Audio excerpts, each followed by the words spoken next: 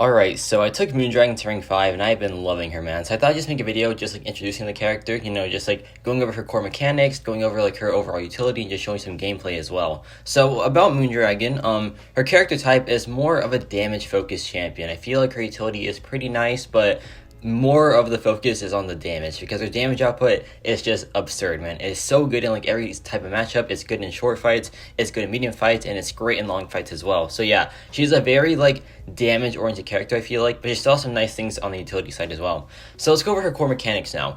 Her most important thing is the Mind Blast. You can trigger them by doing hits into block, or by interrupting a heavy attack, or by doing an intercept. And these provide critical damage rating and other bonuses, especially like once you're in Psionic Transcendence, right? So Psionic Transcendence is her damage mode because she gets increased crit damage rating from all the Mind Blast charges, and additionally she gets energy vulnerabilities whenever she would gain a Mind Blast charge. So it stacks up to 25, right? So once you get like 25 vulnerabilities and like 40 Psionic charges, you just can do some absurd damage. And even like at 20 charges and like 5 energy vulnerabilities, it's still some very good damage output. That's why she's gonna be so good in like short matchups, because whenever she's in the mode, she just does great damage regardless, right? So yeah, she's just a very solid damage dealer in that part. She also has access to some other utility pieces. Most notably, I think the biggest utility piece is just her overall damage output. Having like such a fast access to it can honestly count as utility because she is such a fast damage dealer. And not only that, she can have like multitude of like damage types. She can be a long fight damage dealer, she can be a medium fight damage dealer. She just has like a variety of ways to deal damage. Additionally, she has access to a very strong evade counter. Whenever she is in Psionic Transcendence, the opponent cannot evade at all, and you can enter Psionic Transcendence really fast, like in 10 seconds type of fast. Additionally, she has access to a lot of debuffs with the energy vulnerabilities, up to 25, which does have its uses. I'm going to show you later on this video that it does have like its uses for sure. And last but not least, we have the Degeneration, the Bleed, and the Poison resistances up to 80%. And this is really good, especially the Bleed one, because like with Coagulate, you can get up to like 95%, which is pretty dang solid. So yeah, this is her utility kit. It's pretty nice, but the damage output is just like I think it's the cream of the crop. So why did I rank up Moondragon? I think it's because she's just very fun to play. She's like very valuable on attack in my opinion because like of just her pure damage output with how good it is and like how versatile it is. And I feel like she's gonna be a very fun champion to just play around with and just like explore. And I hope that she ages well. I think she will age very well, and I feel like she's gonna be quite under the radar as well. So I thought I could just give her a little bit of a spotlight. So that's why I took her up to rank 5, and I honestly don't regret it, man.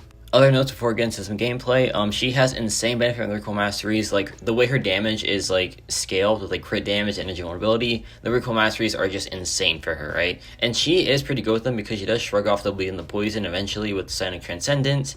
So yeah, it's just a very good time if you have the recoil masteries because she is just absurd with them. Additionally, her signature ability adds more damage and utility to her. It gives her unblockable special attacks, which is some nice utility, and it gives her crit rate on heavies, which adds for a lot of damage output, like a ton. Her heavy attacks are massive. So yeah, that's all to know about Moondragon for now. I'll probably make like a full-on guide later on, but for now, let's just show some gameplay. So let's get a general look at her damage first. Really. Let's just see like her rotation in these short matchups. This is about 200,000 health, which is good for Battlegrounds. So let's just see what the rotation is for like Moondragon here. So you want to go for the Mind Blast, right? I like to do a bit intercepting because you can get 1 Mind Blast on every hit of the combo, which is pretty dang solid. So here, if you have like a lower rank Moondragon, you want to drop the SP1 so you can get to Psionic Transcendence, but for me, since mine is rank 5, I can just go straight to the SP2, and then you're just going to see the damage after that. So here we enter Transcendence, right? So we drop the SP2, and yeah, it just does more than enough damage to finish him off. Like, yeah, he didn't have a chance there, man. And that was about 25 seconds, which is pretty dang good. Now we have Winter Soldier here. So the game plan here is a bit different because now we can make use of the heavy attack punishing like after the special attack, and you're just gonna see like the heavy attack numbers are insane, man. They're so good. So here I'm just building up my mind charges by doing intercepts, right? And then here I drop the SP1, and then I can just start channeling to gain more mind charges, and now we're in Psionic Transcendence, so we can just start punishing with a heavy attack to just do some nice damage. Like right there, already a massive heavy attack right there, and we're just getting started, man. It's not like a guaranteed crit, but when it does crit, it crits for a lot of damage, and it does have increased crit rating if you ever awaken. So yeah, it's a pretty fun time. So I can just keep on dropping the heavy attack. Now we're at 44,000, 46,000. Yeah, it just keeps on going up. Here I dropped the SP2, and it's some pretty nice damage, man. Like 29,000 on like each little burst there. And we're not even like maximum ramp. This is nowhere near maximum ramp. We still have a lot of ramp to go, but she's still doing some pretty nice damage. And then we drop more heavy attack, and yeah, up to like 50,000, man. Such good damage. It is so insane. That was 47 seconds as well. Now we have this mixed master lane, and you're just going to see how good her utility is when it comes to countering evade. And additionally, she has this interaction, right, where like if the opponent bleeds her, she will gain a bunch of charges like sporadically. She'll just gain them really, really fast, and you can just enter Sonic Transcendence super fast that way. So yeah, right here, we already have the evade countered because we're about to enter Sonic Transcendence. So yeah, we can just no longer worry about the evade, so we're just absolutely chilling. And then here we can just drop the SP2, and then the fight is just done. The fight is just absolutely done in such a fast amount of time, too. It is so insane, man. That was 22 seconds for like 370,000 health. Just some very solid gameplay right there. And now we have this Heimdall just on the same node, and of course we can't cheese it as much, but we can still get this Sonic Transcendence and still just do some very good evade countering, right? So here we just want to go for the intercepts, right? He plays a bit weirdly though. There I forgot about Mixed Master, so I just like trigger the evade. But once we get the SP1 down, we're just going to be chilling, man. There's going to be no evade to worry about at all. So yeah, it's just... she takes like a very little amount of time to get Sonic Transcendence, and it just like lets you evade counter so well, man. So here he plays it weirdly. He goes for the heavy attack a ton, but so do I. So yeah, 33,000 heavy attack right there, which is pretty dang solid. Here I can just do another one, another 35,000. So it just keeps on going up and up and up, man. Like her damage output increases so much as the fight goes on, and then when it's at maximum ramp, oh my gosh, it's just so dang good, man. It is just so good. So yeah, he's playing a bit weirdly here. He's very heavy attack aggressive. I think that's how like Heimdall's AI is.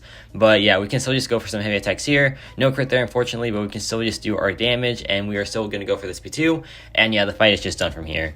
The fight is just absolutely over. That was about 50 seconds, which isn't bad for sure. It's still pretty dang good. And now we have this Yondu, right? And this Yondu has a very satisfying ending. This is also a Mixed Master. And while Yondu does have bleed, his hits like much harder than Clairvoyant, so you can't really cheese it that much because you'll take a decent amount of damage output while you're trying to ramp up the Sonic Transcendence. But we can just still do like the regular way of just like, you know, building Mind Blast charges and dropping the SP1. So we can just, you know, purify all the debuffs, and then we can just start countering evade, right? Oh yeah, I forgot to mention that she does purify all debuffs on her when entering Sonic Transcendence, which is pretty dang good, right? Let's say you have a bunch of like weaknesses on you, right? You can just purify them immediately and then start doing some great damage. So yeah, it's a pretty fun time. It's a pretty nice ability as well. So here you just go for some more intercepts so we can just get mind charges and get some more energy vulnerabilities. His heavy attack, I mean his special attack isn't really like that good to heavy counter, so I just wanted to not really worry about the heavy attacks and just focus on the SP2, and the SP2 is just more than enough to finish him off right here with a 95,000 crit, man. That is just absolutely insane. So yeah, now we have this node, which is the whittled down lane, and this is what I was talking about when I said that sometimes having debuffs is good utility, because like this node, you do decreased damage if you don't have any debuffs on them, but you do like a normal amount of damage if you have more than 3, right? And she has like up to 25, so she has a lot of debuffs here to just counter the node. And additionally, if you have the Despair Master, you can start heal reversing or heal blocking with debuffs, right? You need up to 7 to like do it at 3 at 3 Despair, and you need up to 20 to do it at 1 at 3 Despair. But Moondragon has up to 25, right? So she can work with any point in Despair. She can still like heal block with any point in Despair, which is still pretty dang good. I feel like that's some pretty solid utility for sure. So yeah, now that Sonic Transcendence has happened, we have the energy vulnerabilities on him, so we can just, you know, do our regular damage. And yeah, he just is gone after this SP2. Well, not completely, but pretty much, right? We just drop more SP1. He hits into us, so we drop a heavy attack, and yeah, it crits for a lot. And yeah, that just ends the fight in a very awesome way. Now we have the Stark Spidey, which is on the same node, but also Stark Spidey is an evader, right? So, you know, Sonic Transcendence should help us counter his evade. And I cannot stand Stark Spidey, man, because he just has so much evade. Like, his evade is honestly one of the worst, and people like never talk about it. But yeah, like, his evade is like 10%, I think, at like when he's below 50%. So here he evades that attack, right? But I didn't care about that because even if he tried to hit into me, we have the phase for 3 seconds, which is pretty dang solid, right? So yeah, nothing to worry about here now because we have Sonic Transcendence, so we cannot evade anymore. So we can just, you know, play this regularly, and yeah, he's just gonna go down really fast. So yeah, something about the special attack here, which he's being really stingy of. I don't know why. But here I can just, you know, go back in and then just start doing my regular damage. And yeah, the fight is just pretty much over from here because we're just in control. So yeah, we just need to drop one more SP2 and then I think we'll be good there. I go for the parry for the extra damage. And then yeah, the fight is just pretty much over from here, I would say. You just need to go for one more intercept. And then yeah, I dropped SP2 here. And it does overkill damage for sure. Yeah, it just does way too much damage there. And yeah, it's a pretty solid fight overall. And like, she had good utility with it as well. So now this fight, I think this is my favorite fight in this entire video because, oh my gosh, like, you would never expect her to be good for like an auto block fight, but she actually is amazing for it. because here we can just build up our charges by hitting the block, right? So even if he auto blocks, you still get the Mind Blast charges, which is pretty dang solid.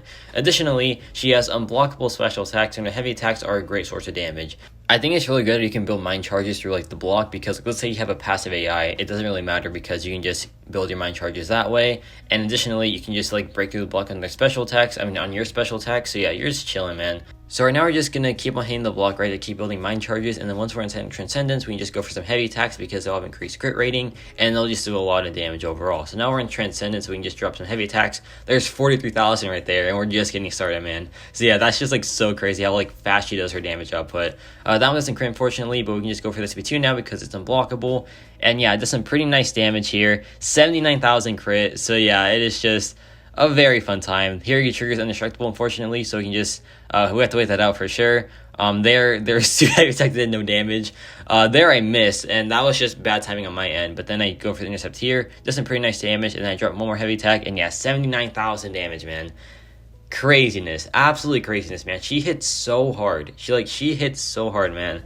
So yeah, that's gonna be it for my Meet the Champion video. I don't want to call this an introduction video because we didn't do like Battlegrounds gameplay. We didn't do like as much gameplay as the usual introduction video. So yeah, this is just a Meet the Champion video. So yeah, let me know your thoughts on Moondragon. Me personally, I really like the character. I feel like she's a ton of fun, and her damage output is just phenomenal. And she has some pretty nice utility pieces as well. And yeah, it's about it for me.